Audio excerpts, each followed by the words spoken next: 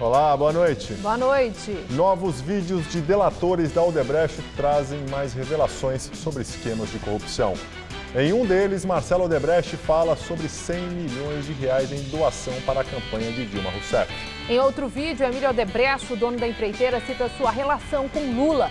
Ele contou que a reforma do sítio em Atibaia, que tem a propriedade atribuída ao ex-presidente, custou mais caro que o previsto. Delator Márcio Faria cita a participação de Temer em encontro em que foram pedidos 40 milhões de dólares para o PMDB. À tarde, Temer divulgou um vídeo admitindo o encontro, mas negando qualquer pedido de dinheiro. Delações também envolvem políticos do PSDB de São Paulo. Delatores citam propinas para o governador Geraldo Alckmin e dinheiro de Caixa 2 para José Serra. Eles negam as acusações. Estados Unidos atacam o Afeganistão. O governo Trump lançou contra o país a maior bomba não nuclear em poder dos americanos. O Jornal da Gazeta está no ar.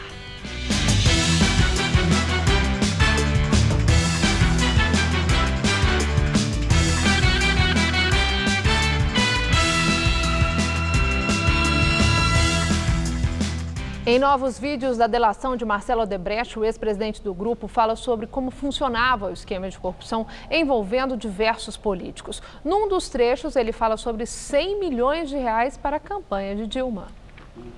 Aos investigadores da Lava Jato, Marcelo Odebrecht disse ainda que o ex-ministro Guido Mantega pediu 100 milhões de reais para a campanha de Dilma em 2014. O empreiteiro detalhou reuniões em que Mantega pediu uma doação para a campanha da petista. Quando foi referida a crise, ele me disse que tinha, ele pediu a contrapartida de 50 milhões. Que ele só, para a campanha de 2010, mas que ele acabou não usando, e só começou a usar a partir de 2011. Quando chegou perto da campanha de 2014, eu não sei precisar quanto, 50 milhões já tinham ido embora. Sim.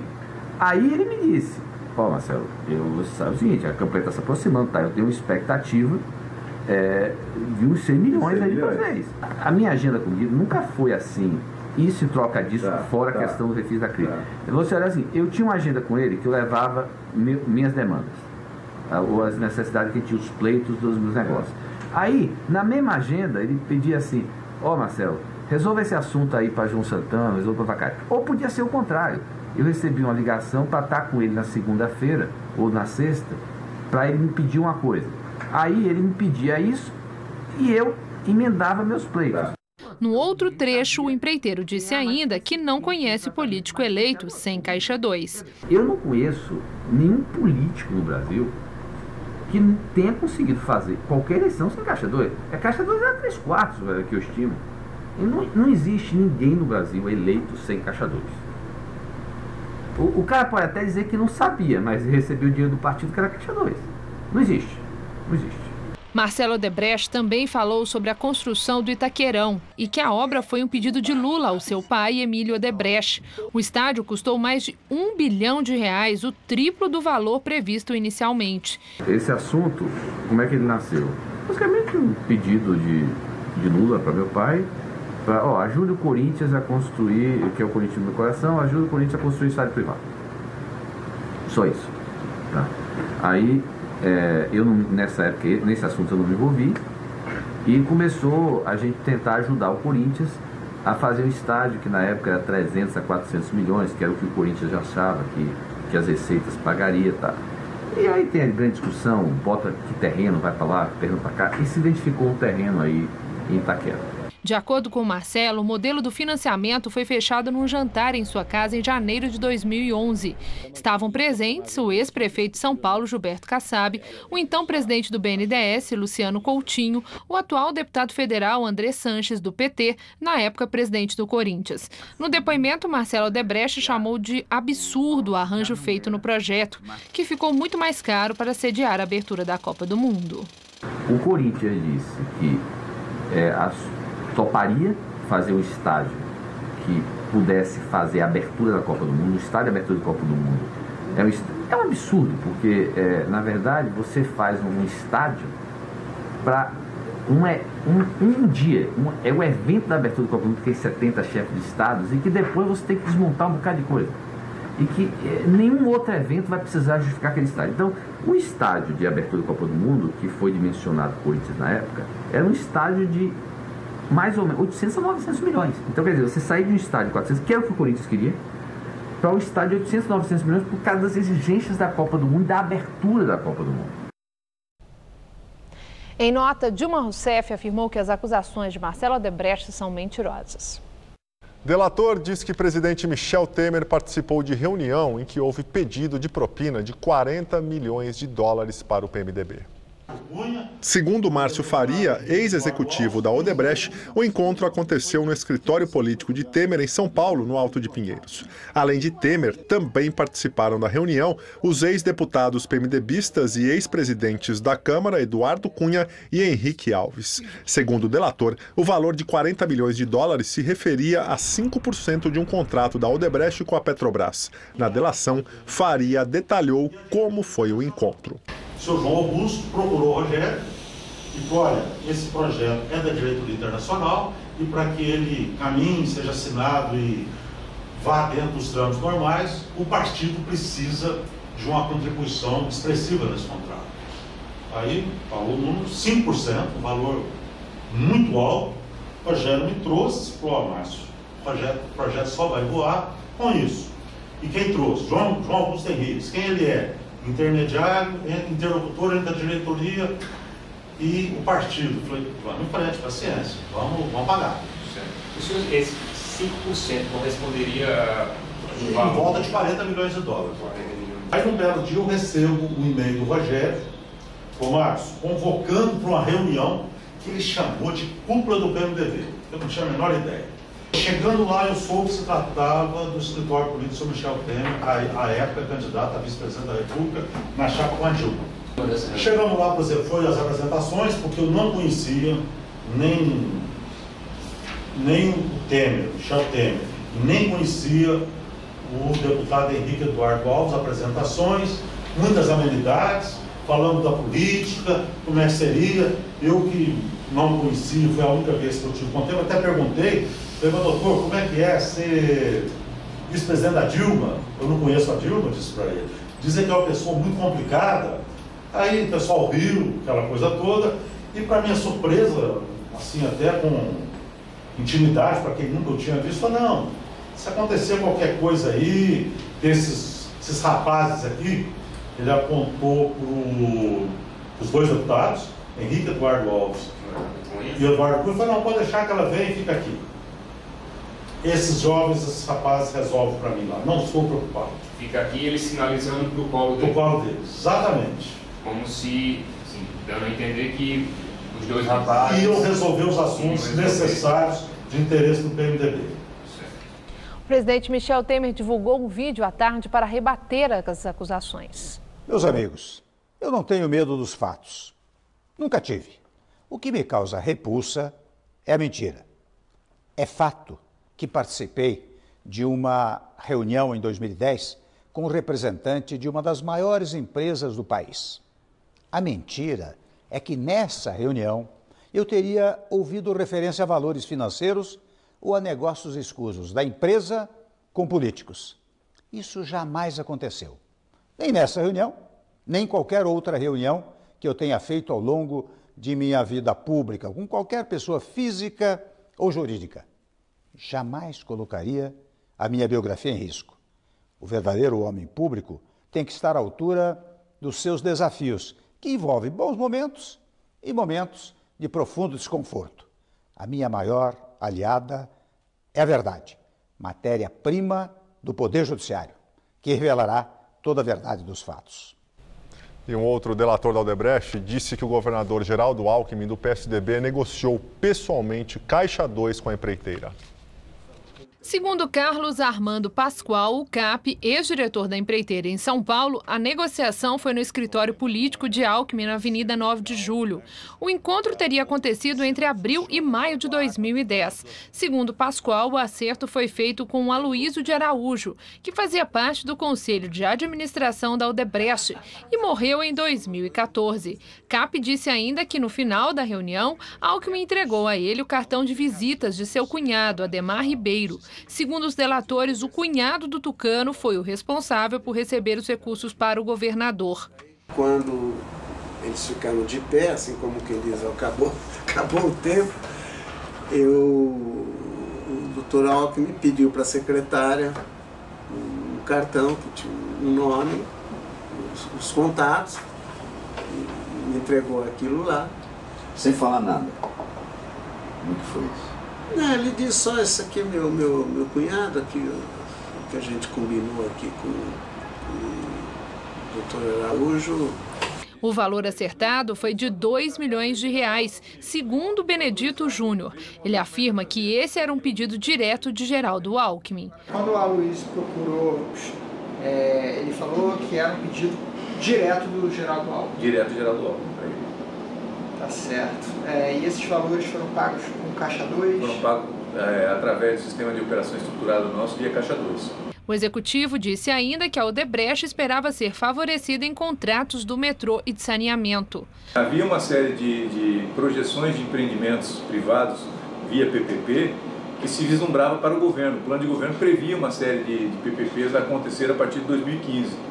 Então tinha essa visão que o meu executivo achou que a gente ia conseguir se posicionar bem. Ao todo, o Alckmin foi acusado pelos delatores de receber R$10 milhões via Caixa 2 em campanhas de 2010 e 2014.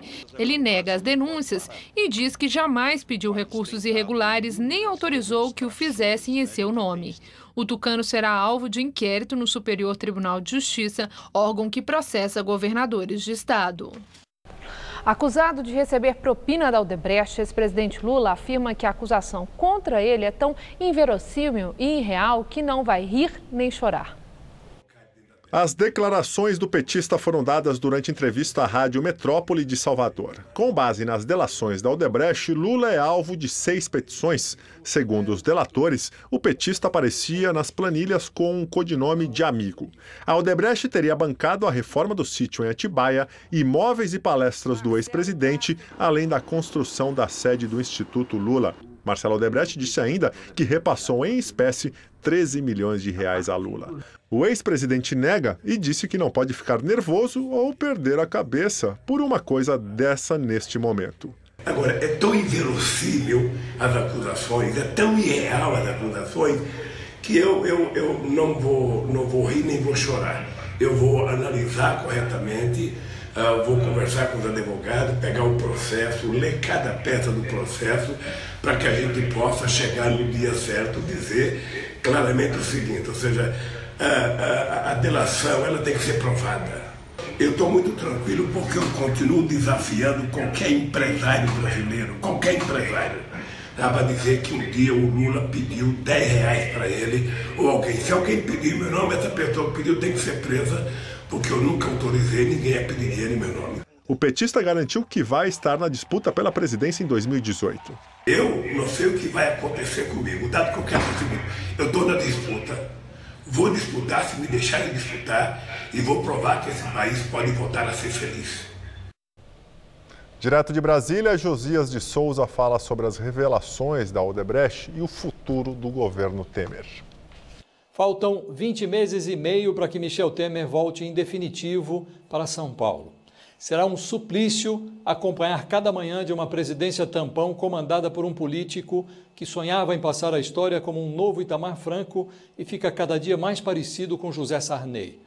As delações da Odebrecht, que invadem os lares dos brasileiros em jorros amazônicos desde o início da semana, empurram a gestão Temer da enfermaria direto para a UTI. Os principais operadores da política trabalham com a perspectiva de que Temer conclua o seu mandato. Não mais por méritos, mas por absoluta falta de alternativas. Em meio a uma atmosfera de franca promiscuidade, as autoridades erguem as mãos para o céu em agradecimento ao feriado cristão. Atônito, o governo tenta se reposicionar em cena. Por ora, Temer acalenta a fantasia de que conseguirá manter as fornalhas do Congresso acesas para aprovar todas as propostas necessárias à retomada do crescimento econômico. Nem a equipe econômica do governo acredita mais nesse milagre. O drama de Temer mudou de patamar. Isso fica evidente no instante em que o presidente se vê obrigado a exibir na internet um vídeo para se contrapor a um delator que insinua sua concordância com uma propina de $40 milhões extraída pelo PMDB de um negócio na Petrobras. Para evitar que o governo entre em coma, Temer talvez tenha de reconsiderar a decisão de manter seus ministros suspeitos nos cargos até quando der. Já deu. De resto, Temer, mãos postas, reza para que o Supremo Tribunal Federal rejeite um recurso do PSOL, pedindo que o presidente da República seja incluído no rol de investigados da Lava Jato.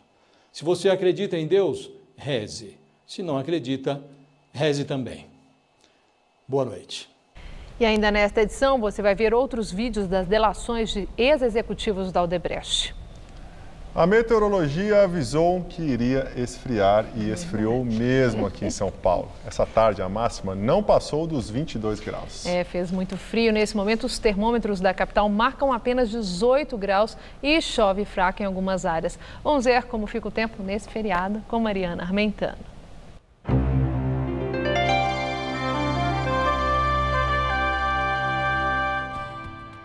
O feriado de Sexta-feira Santa vai ser de chuvas em quase todo o litoral do país. No Nordeste, não vai dar praia, porque a chuva vai ganhar força em relação a hoje e há risco até de chuva volumosa, principalmente entre o litoral norte da Bahia e o Rio Grande do Norte e entre a costa cearense até o norte do Maranhão. Mais para baixo, teremos chuvas ainda entre o litoral fluminense e o sul da Bahia. Nessas áreas em amarelo, tempo firme, como em quase todo o Rio Grande do Sul, Paraná, Mato Grosso do Sul e aqui o estado de São Paulo. Nessa tabela a gente vê com mais detalhes o tempo em algumas capitais. Olha só, em Porto Alegre, tempo firme com mínima de 14 e máxima de 25 graus amanhã. Em Curitiba teremos mais nebulosidade, temperaturas mais amenas, entre 14 e 23 graus. No Rio de Janeiro a previsão é de chuvas a qualquer hora, com máxima em torno dos 28. E na capital baiana, Salvador, sol, chuvinha fraca e calorão na casa dos 31 graus nesse feriado. Agora, para São Paulo, o tempo vai ficar assim, olha. Muito sol e calor pelo interior e muita nebulosidade aqui na faixa leste, mas sem chances de chuva. Os termômetros chegam a marcar até 31 graus amanhã em Presidente Prudente e 32 em Presidente Bernardes e em Votuporanga. Na cidade de Franca vamos ter máxima de 27 graus, em Barretos 29 e em São José do Rio Preto 30 graus. No litoral paulista a máxima vai ficar em torno dos 25 graus em Santos e também em Caraguatatuba. Para a capital, ainda teremos muita nebulosidade amanhã, mas o sol vai brilhar forte no final de semana, viu? Nessa madrugada, mínima de 16 e máxima amanhã à tarde de 24 graus. No sábado, esquenta, faz até 27 graus. E no domingo, apesar da máxima prevista ser de 28 graus, volta a chover por aqui de forma isolada a partir da tarde. Na Semana Santa, os católicos evitam o consumo de carne vermelha em respeito ao sofrimento de Jesus. O alimento é substituído pelo bacalhau, que virou tradição nas mesas. Na zona cerealista no Brás, o dia foi para procurar os ingredientes para o almoço do feriado, com destaque para o prato principal. Faz parte da Semana Santa o bacalhau já, né? É uma tradição de família. Fátima vai levar o lombo. Mesmo a R$ 90 o quilo, diz que o corte nobre é essencial para a receita dela. Com batata, azeitona, cebola, alho, pimentão, salsinha, regado no azeite e no forno. Para os católicos, a ideia de evitar a carne vermelha na Semana Santa surgiu em respeito ao martírio de Jesus. Mesmo para aqueles que não associam paladar à religião, a escolha do peixe tem sido bem-vinda. É porque tem português na família que gosta de bacalhau, só por isso. Não é a religião, não? Não, eu acho que para mim não. Para mim é o gosto do bacalhau mesmo, bem feito. O que muita gente não sabe é que bacalhau não é uma espécie de peixe, sim o tipo de processamento, o pescado salgado. Antigamente, quando não havia energia elétrica e o sal era usado para conservar, o bacalhau era um produto popular, barato. Características que ficaram no passado. Nesta loja, os preços variam de R$ 40 a R$ 90 o quilo, dependendo da qualidade. O trabalho do José é o de limpar e fatiar as peças. Diz que é também no corte que se valoriza o peixe. A espessura deles. É um bacalhau mais largo, um bacalhau mais branco e bacalhau que sai as camadas, que é o morrua. Sem espinha? Sem espinha. O Empório vende bacalhau o ano inteiro, cerca de 1.000 quilos por mês. Mas só nesta semana, o dono diz que já vendeu 10 toneladas. Em relação ao ano passado, nós tivemos uma melhora de uns 30%, mais ou menos. Com a queda do dólar, o bacalhau caiu um pouco em relação ao ano passado. Então, acho que uns 10% mais ou menos mais barato. Não foi o que o Marcelo constatou. Filé de bacalhau do Porto, 59. O ano passado a gente chegava até 48. O ano retrasado, 42. Está bem mais caro. Você vai fazer o filé esse ano? Minha querida, se for continuar desse jeito, não. Por isso que a gente está procurando bem. Vamos fazer a lasquinha, então. Com certeza. Olha lá, se bobear até o cheiro. Polícia descobre túnel que ligava uma loja ao Fórum Criminal da Barra Funda. O túnel de pouco mais de 1 quilômetro de extensão liga uma loja fechada na rua Doutor Sérgio Meira, na zona oeste de São Paulo, até aqui, ao Fórum Criminal da Barra Funda. E foi descoberto por policiais do Departamento de Investigações sobre Narcóticos. 2 homens armados que faziam a segurança do local foram presos. No túnel havia até iluminação clandestina. O fórum abriga as varas do júri da capital, nas quais ocorrem julgamentos de crimes. E há também gabinetes de promotores do Ministério Público Estadual. A polícia ainda investiga por que os criminosos pretendiam chegar com o túnel até aqui o fórum da Barra Funda. Novo laudo de exumação do corpo de adolescente que morreu próximo ao Habib's confirma a morte por consumo de drogas. A polícia científica concluiu que o coração de João Vitor Souza Carvalho estava tão lesionado que se assemelhava ao órgão de um idoso de 90 anos. O adolescente morreu em 26 de fevereiro depois de uma confusão envolvendo funcionários de uma unidade do Habib's. A justiça determinou a exumação para que o corpo passasse por um novo exame necroscópico, para saber se João morreu devido ao uso de drogas, como apontou o laudo oficial do Instituto Médico Legal, ou se a causa da morte teriam sido as supostas agressões que ele sofreu dos funcionários. Em entrevista ao site de notícias G1, o médico legista Levi Inimá de Miranda, contratado pelos advogados da família de João para atuar no caso, continua contestando a versão de que o adolescente morreu por uso de drogas. O advogado da família, Francisco Carlos da Silva, disse que o laudo da exumação é um absurdo. Centro de Investigação e Prevenção de Acidentes Aeronáuticos concluiu que o helicóptero que caiu com o filho do governador Geraldo Alckmin em abril de 2015 estava com a haste desconectada. Peritos do CENIPA confirmaram a análise preliminar da Força Aérea de que a peça fundamental para o controle da aeronave estava desconectada. Sem o comando da haste, o piloto consegue fazer a aeronave subir, porém não realiza manobras para os lados. O relatório final também destaca que a rotina de trabalho da equipe de manutenção da empresa Helipark sofria várias interferências que impediram que o mecânico identificasse e corrigisse os problemas. A Polícia Civil de Carapicuíba chegou a indiciar 5 pessoas pelo acidente, mas a pedido do Ministério Público, a Justiça não aceitou o inquérito. O acidente matou Tomás Alckmin, filho mais novo do governador de São Paulo, e mais 4 pessoas. Médico retirado à força de avião da United Airlines teve o nariz quebrado e perdeu 2 dentes. Segundo o advogado Thomas Demetrio, o médico David Dow já saiu do hospital, mas terá que fazer uma cirurgia reconstrutiva. Ele afirmou que seu cliente aceita as desculpas da United Airlines, mas que acha que não são sinceras e que provavelmente vai processar a companhia. Na noite de domingo, Dow já estava acomodado no voo que ia de Chicago para a cidade de Louisville, quando a United informou que teria que retirar alguns passageiros para dar lugar a funcionários da empresa. Ele foi escolhido, mas se recusou a sair. O homem acabou arrastado por agentes de segurança do Aeroporto Internacional O'Hare. A cena chocou os passageiros. 3 seguranças foram afastados dos cargos. Hoje, o CEO da United Airlines, Oscar Munoz, disse em um programa de TV que todos os passageiros do voo serão reembolsados pelo transtorno. Os Estados Unidos lançaram pela primeira vez no Afeganistão a maior bomba não nuclear já usada pelo país. O Pentágono informou que a arma apelidada de mãe de todas as bombas foi lançada na noite de ontem contra túneis e cavernas do grupo terrorista Estado Islâmico na província de Nangarhar, perto da fronteira com o Paquistão. A bomba desenvolvida durante a guerra do Iraque, só utilizada até agora em testes, teria mais de 8 toneladas de explosivos. Segundo o porta-voz da Casa Branca, Sean Spicer, os Estados Unidos tomaram todas as precauções necessárias para evitar vítimas civis e danos colaterais como resultado desta operação. Os militares estão agora avaliando os danos causados. Após 13 anos, o Conselho de Segurança da ONU decide encerrar a missão de paz comandada pelo Brasil no Haiti. A decisão foi aprovada por unanimidade e o fim oficial da missão ficou marcado para o dia 15 de outubro. Dentro dos próximos 6 meses, os soldados devem começar a se retirar do país.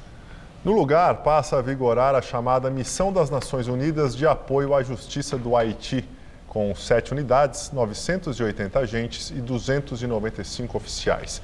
Ela deve durar 2 anos e tem como meta ajudar na construção e consolidação da polícia haitiana. A missão, Paz, foi implementada no Haiti em 2004 para controlar a violência instaurada no país após a deposição do governo. Na Venezuela, morre mais uma vítima da violência nos protestos contra o presidente Nicolás Maduro. O homem foi baleado na manifestação de terça-feira em Barquisimeto, no oeste do país, e estava internado desde então. Ele foi identificado como Gruzene Antônio Canelon, de 32 anos. No mesmo protesto, outro homem e um adolescente também morreram. A onda de protestos, que começou em 30 de março e tem sido fortemente reprimida pelas forças de segurança venezuelanas, já tinha feito outras 3 vítimas. Um opositor de Maduro foi baleado no protesto de segunda-feira. As outras 2 pessoas não eram manifestantes, mas morreram em decorrência da repressão. Um estudante que passava por um protesto e uma idosa asmática que passou mal após inalar gás lacrimogênio. Uma técnica gastronômica milenar começa a ganhar adeptos aqui em São Paulo. É o kaiseki, inspirado em antigas cerimônias budistas.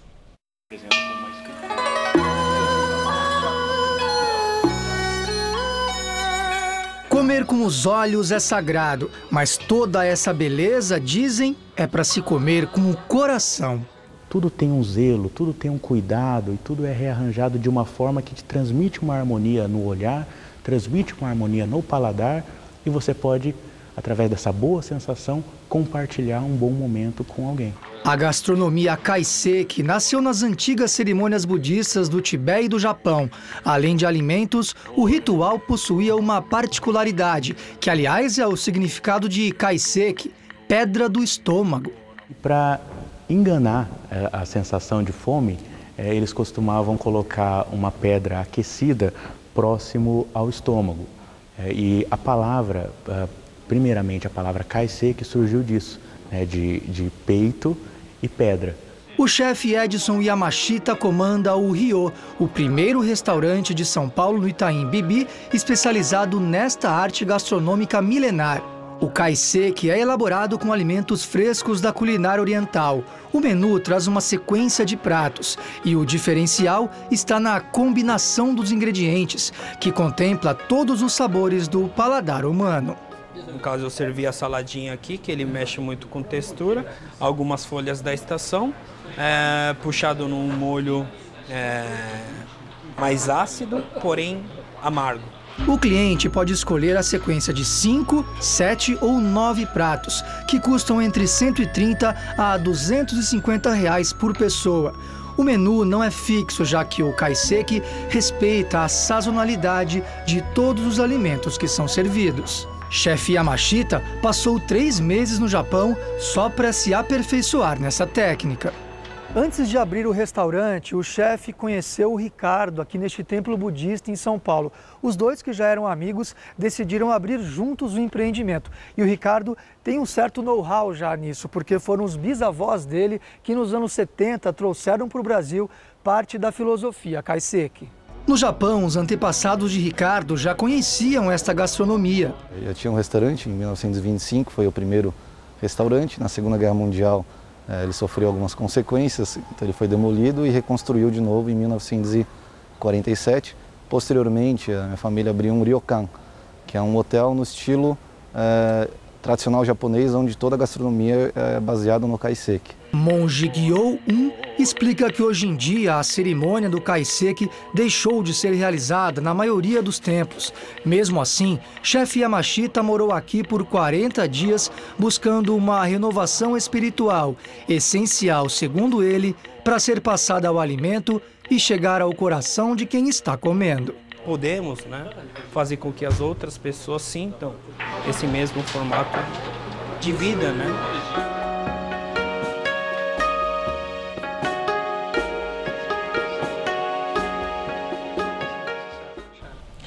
Campanha de vacinação contra a gripe começa na próxima segunda-feira. De acordo com o Ministério da Saúde, a campanha vai até o dia 26 de maio. A meta do governo é vacinar mais de 54 milhões de pessoas em todo o país. Crianças de 6 meses a 5 anos, gestantes, idosos e profissionais da saúde são o público-alvo da campanha. A vacina disponível no SUS protege contra os 3 subtipos do vírus da gripe que mais circularam no país: H1N1, H3N2 e influenza B. Segundo o Ministério, 60 milhões de doses de vacinas foram adquiridas. Voltamos a falar das delações da Odebrecht. Em depoimento, Emílio Odebrecht, dono da empreiteira, disse que tratou diretamente com o ex-presidente Lula sobre a participação da empreiteira nas obras do sítio em Atibaia. A propriedade do imóvel é atribuída a Lula. Emílio Odebrecht afirmou que a empresa gastou mais de R$700 mil nas obras a pedido da mulher de Lula, Marisa Letícia. A dona Letícia pediu a ele que ajudasse, que ela estava com um problema que não ia conseguir terminar as obras que lá estavam, que quem estava lá não estava dando, e ela não confiava mais e queria dar essa surpresa quando o Lula terminasse. Isso era o final do mandato do Lula, então. Exatamente. E me pediu o seguinte: Emília, a única coisa que ela pediu para que você e eu, porque ela sabe que eu ia falar com você, não comentasse. Me pediu expressamente que eu lhe avisasse que eu não comentasse com Lula, porque isso era uma surpresa. Mas no final do ano, o último dia, penúltimo dia, dia 30, se eu não me engano, foi penúltimo dia de governo do Lula. De governo, de mandato dele, do último mandato. Eu tive com ele. E aí eu disse: olha, chefe, o senhor vai ter uma surpresa, nós vamos garantir o prazo que nós tínhamos dado naquele programa lá do sítio. Ele não fez nenhum comentário, mas também não botou nenhuma surpresa, coisa que eu... Então a surpresa já não era mais surpresa. Já não era para mim, eu entendi não ser mais surpresa. Pronto, então, ele já estava sabendo. Aquilo que foi possível a gente, vamos dizer assim, juntar, eu sei que as informações que eu tenho é que foram superiores a 700. Além do sítio, o patriarca da Odebrecht disse aos procuradores que pediu pessoalmente a Lula uma intervenção junto ao ex-ministro da Fazenda, Guido Mantega, para que a medida provisória 470 de 2009, chamada Refis da Crise, fosse levada adiante e ajudasse a empreiteira e outros setores. Meu pai, se o presidente pudesse dar um alô ao Guido para que ele olhasse esses interesses aí dessas empresas, verificasse se o assunto tinha pé e cabeça, que eu, pelo que ele tinha me dito, tem. Se tiver, presidente, por favor, verifique o que é preciso ser dado de força para que o Guido possa deslanchar e resolver esse assunto. Esse foi, no fundo, a essência do pedido. O que o Lula falou? Não saberia dizer se ele sabia ou não sabia, eu sei que ele ouviu e disse: vou falar com o Guido para verificar e qualquer coisa ele fala. Além do patriarca da família Odebrecht, o ex-diretor da empreiteira, Alexandrino Alencar, afirmou em delação que o governo Lula editou em 2008 uma medida provisória apenas para favorecer a Braskem, empresa petroquímica do grupo Odebrecht. Alexandrino Alencar afirma que as negociações foram feitas com o ex-ministro Antônio Palocci, o italiano que aparece nas planilhas, mas que na época Palocci ainda era deputado federal pelo PT de São Paulo. Foi editado um decreto em dezembro de 2008, decreto aí 683 de 2008, esclarecendo que a gasolina da petroquímica é um produto residual e não é um produto. Onde o senhor conversou com no gabinete do deputado. Foi só uma reunião? Não, acho que foram mais de uma. Minha relação com o deputado era uma relação constante. Foi gerado no Ministério da Fazenda. O Ministério da Fazenda gerou um decreto, ele, pela influência dele, foi ao Ministério da Fazenda.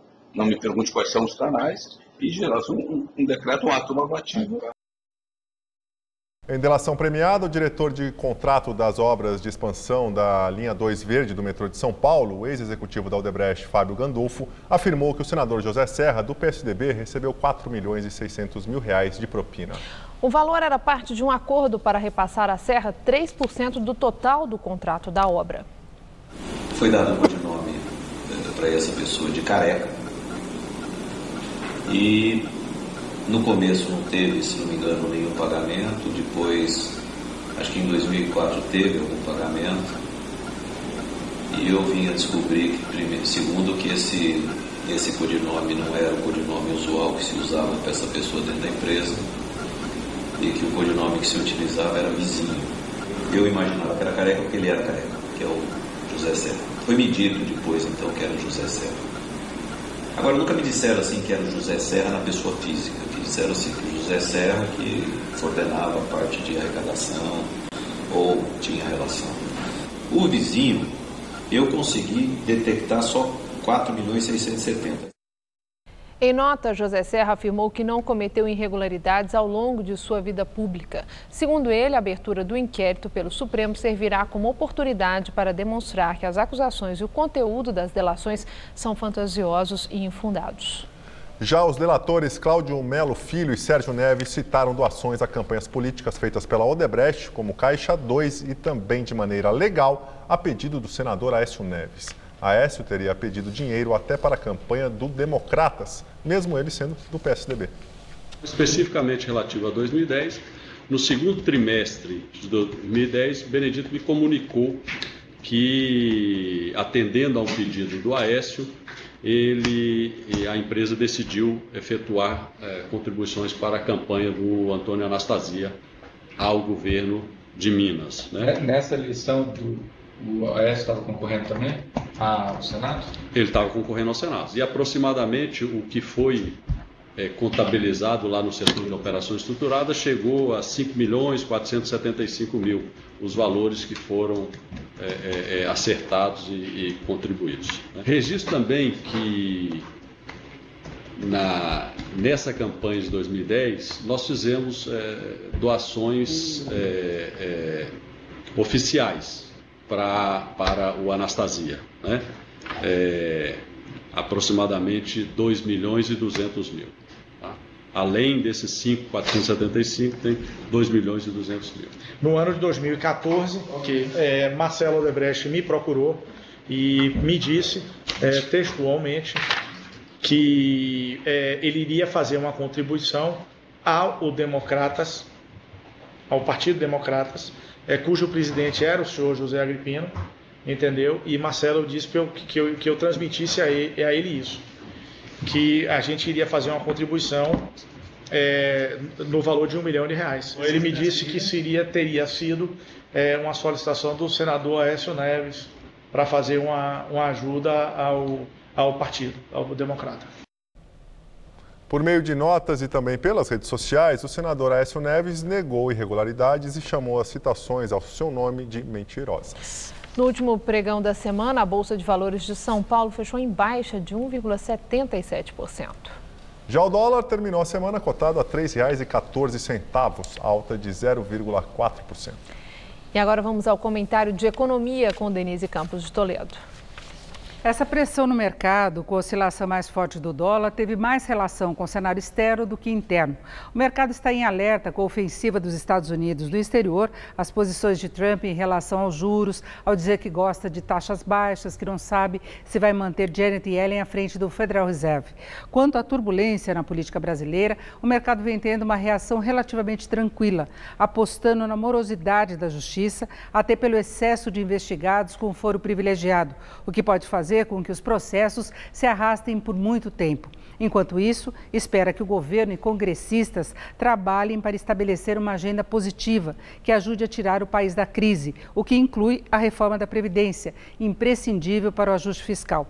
Sem a reforma, o potencial de reação da economia fica limitado. O desequilíbrio das contas vai continuar. Outros fatores, como a queda da inflação e dos juros, podem dar um fôlego e garantir algum crescimento neste e no próximo ano.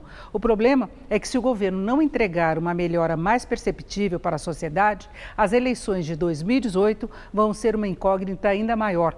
Não que Temer possa fazer o sucessor, mas a crise favorece discursos populistas, aventureiros. Agora, por mais que a turbulência política possa afetar a economia, é importante que se vá até o fim com as investigações e punições. É preciso desmantelar a estrutura de corrupção que tomou conta do país, a ponto de fazer com que a política econômica fosse pautada pelo desvio de recursos e propinas, com obras superfaturadas, desnecessárias, benefícios para vários setores, medidas provisórias baixadas em troca de Caixa 2, com envolvimento direto de ministros, dirigentes estatais, governadores, políticos dos principais partidos, não só no âmbito federal, também pegou estados e municípios. A incompetência na gestão da economia mergulhou o Brasil na crise, mas a corrupção colaborou bastante, dada a forma como se alastrou. E os envolvidos estão aí, tentando mascarar a realidade e se manter no jogo. Eu volto na segunda, até lá. Após 2 anos em obras, prédio histórico da antiga Escola Normal do Brás, na zona leste de São Paulo, volta a sediar uma escola de teatro. O imóvel foi completamente restaurado e já oferece cursos, ateliês de formação e uma nova sala para espetáculos. Tá do mesmo jeitão de 1913, quando o prédio foi inaugurado. Fachada com arquitetura clássica e Art Nouveau, símbolo de progresso na época, as cores são iguais e aqui ainda funciona uma escola. Convida a gente a criar mesmo, né? A criar. Ou seja, inspirador. Extremamente. As aulas hoje são de teatro, cursos profissionalizantes como cenografia, sonoplastia e atuação. Outra mudança é que em mais de 100 anos de história do prédio da Avenida Rangel Pestana, no centro, hoje homens sim são bem-vindos, porque no início era uma escola exclusivamente feminina. Aqui era uma escola de mulheres, uma escola de normalistas, né? Estudou aqui a Pagu. Então, e grandes figuras, assim, Hebe Camargo estudou aqui. Então tem várias histórias de mulheres incríveis que estudaram nesse lugar. E daí tem vários valores simbólicos aí envolvidos, né? Que são minorias, que são as mulheres. As chamadas escolas normais formavam professoras para o ensino primário. A nova geração enxerga essa história como um impulso para as novas conquistas. É como se a gente estivesse colocando motor nela novamente, como se a gente estivesse dando gás, principalmente com essa memória dessas mulheres que estudaram aqui nessa escola. Para fazer a restauração, a Secretaria Estadual da Cultura gastou R$ 5.400.000. Recuperou vitrais, piso, forro, consertou infiltrações, fez nova pintura, trocou vidros, instalou estrutura para aula de circo e construiu uma rampa de acessibilidade. Depois de 2 anos de reforma, além de um prédio histórico restaurado, novinho em folha, São Paulo ganha também um novo teatro. Imagine que nesse espaço funcionava de vez em quando uma garagem improvisada. Mas agora esse auditório, com capacidade para 148 lugares, que vai servir para as atividades da escola, mas também para apresentações para o público em geral. A inauguração do teatro será nos próximos meses. Mais uma forma de dar luz ao bairro que à noite costuma se apagar. O Brás é um bairro diurno, né? É um bairro comercial, então as pessoas vêm trabalhar aqui, pouca gente mora aqui.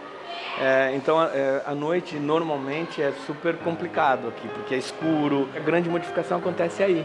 As luzes vão se acendendo, as pessoas vão redefinindo, vão redescobrindo esse lugar e isso é o mais bonito.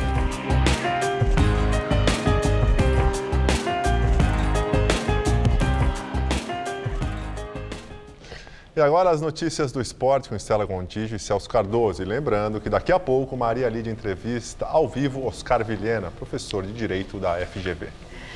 Noite de clássico pela Copa do Brasil, o São Paulo enfrenta logo mais o Cruzeiro no Morumbi, né, Celso? Pois é, Estela, a partida começa às 9h30 da noite e faz parte da quarta fase do torneio.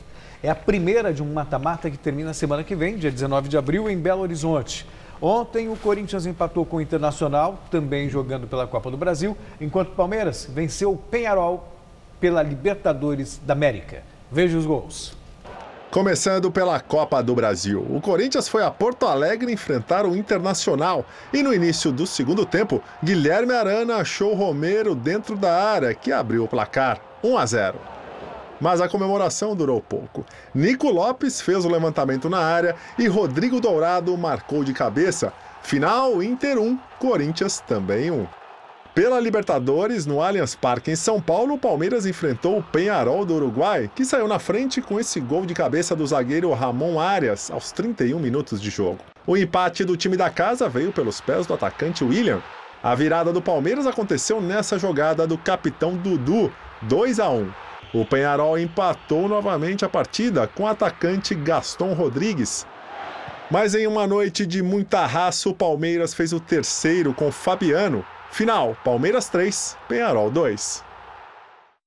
Celso, São Paulo e Cruzeiro, o que esperar para esse jogo? A expectativa é de um belo jogo, são dois times que primam pelo futebol ofensivo. O Cruzeiro do Mano Menezes ainda não perdeu na temporada.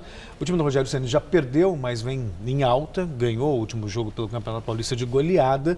Então essa é a expectativa de um grande jogo no Morumbi e amanhã, claro, mostraremos os gols se acontecerem, claro, a partida de hoje. Tá certo, então. Muito obrigada, Celso. Boa noite. Boa noite. E é com você, Gabriel. A seguir, Maria Lídia entrevista ao vivo Oscar Vilhena, professor de Direito Constitucional da FGV São Paulo. Até já. Se quiser dicas de Nova York, eu posso dar várias. Mas no Brasil, a minha dica é: tenha uma conta no Bradesco Prime, o meu banco. Porque lá eu tenho atendimento personalizado, consultoria de investimento e, é claro, serviços internacionais. Porque uma hora eu posso estar em um lugar. Logo depois, em outro. Bradesco Prime. Viver é Prime.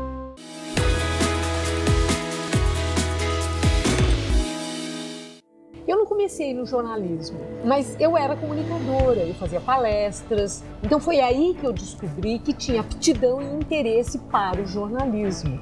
Escolher uma faculdade naquela altura do meu campeonato não era fácil. Eu tinha ali um nível de exigência, eu queria algo mais. E eu descobri a Faculdade de Jornalismo da Casper Libero, que era muito conceituada pelos resultados conquistados nesses anos todos. As habilidades necessárias para o exercício da função, eu precisava aprender de uma forma sistematizada com professores qualificados.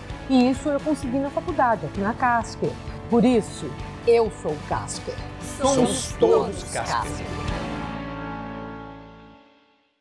Trabalhar pra fila andar. Trabalhar e trabalhar. Trabalhar para cuidar. Trabalhar e trabalhar. Trabalhar pra transformar. Trabalhar e trabalhar. São Paulo.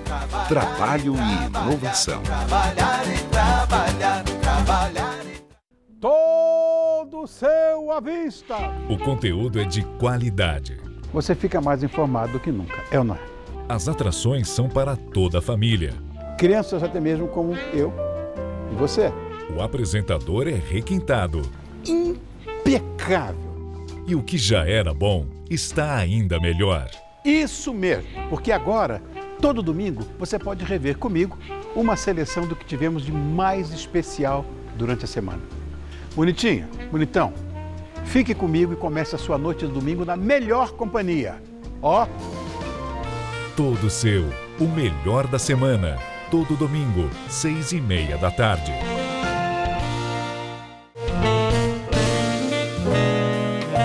Oferecimento CVC, sempre com você.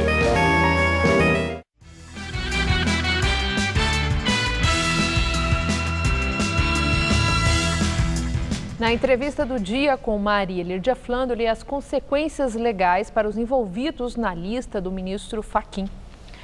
Entrevista Oscar Vilhena, professor de Direito Constitucional da FGV de São Paulo. Muito obrigada por estar conosco.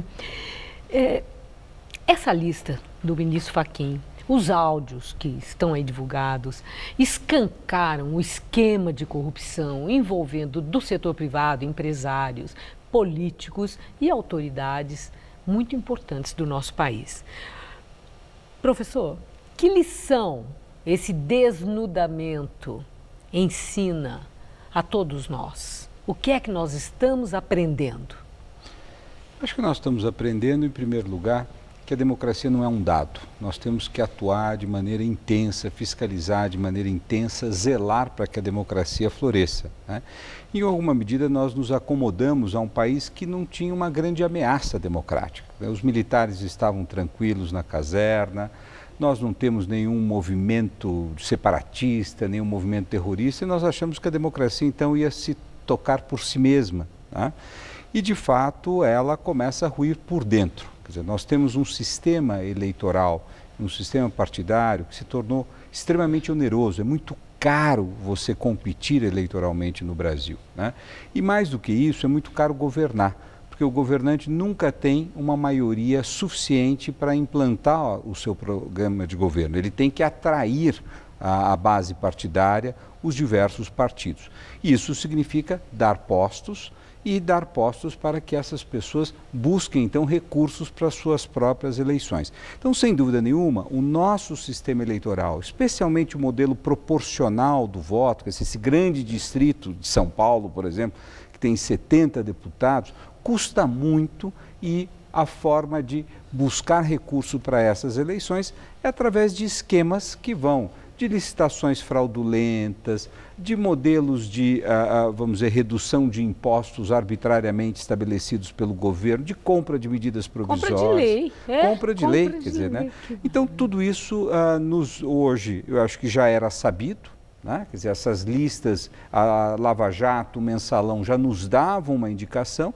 Agora, ver isto, quer dizer, ver na televisão uma pessoa humana narrando, né, o que fazia, o modo como tratava um ministro, o modo como tratava um parlamentar. Então, claramente, nós vimos que houve um processo de erosão das bases da democracia brasileira. Agora, tem um dado muito curioso, que é o seguinte: a pessoa mais simples do país sabe que existe lei e que lei é para ser respeitada. Agora, o que explica toda essa gente tão bem aculturada, tão vivida, tão estudada, né, ignorar a lei, não dar a mínima para a lei? O que é que explica esse desdém?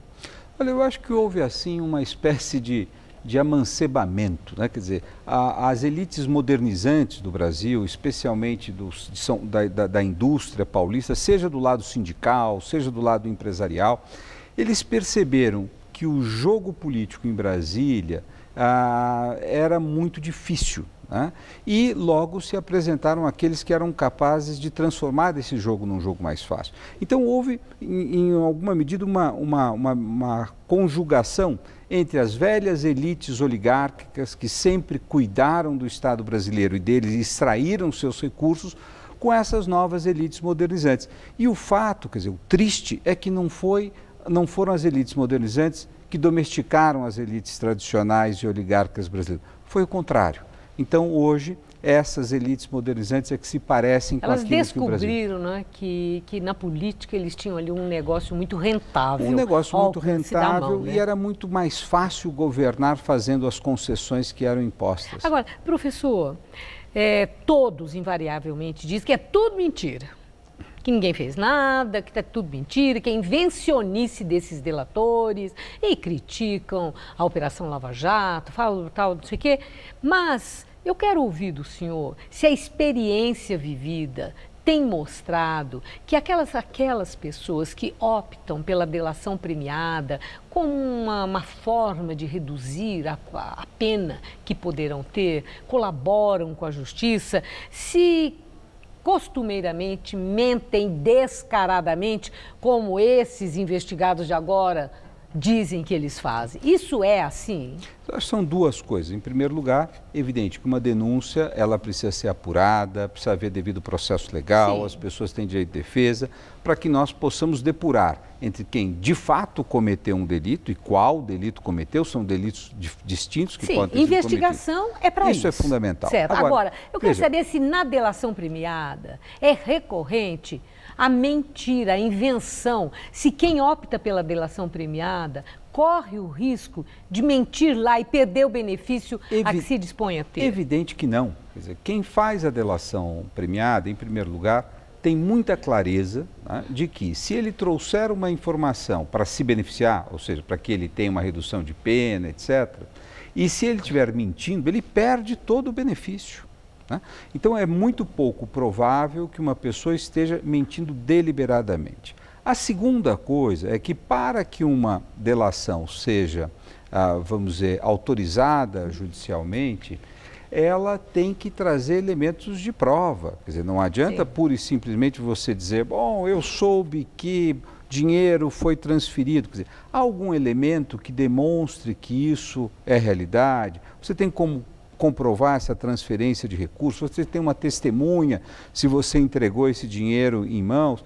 Então, veja, temos que tomar muito cuidado com as duas coisas. Em primeiro lugar, é muito pouco provável que essas pessoas estejam mentindo, provavelmente há provas. Segundo, nós devemos não misturar porque há condutas que são distintas. Quer dizer, há a conduta daquele que pôs dinheiro no bolso para benefício próprio, tem outros que fizeram campanha, tem caixa 2, é outro delito e assim por diante.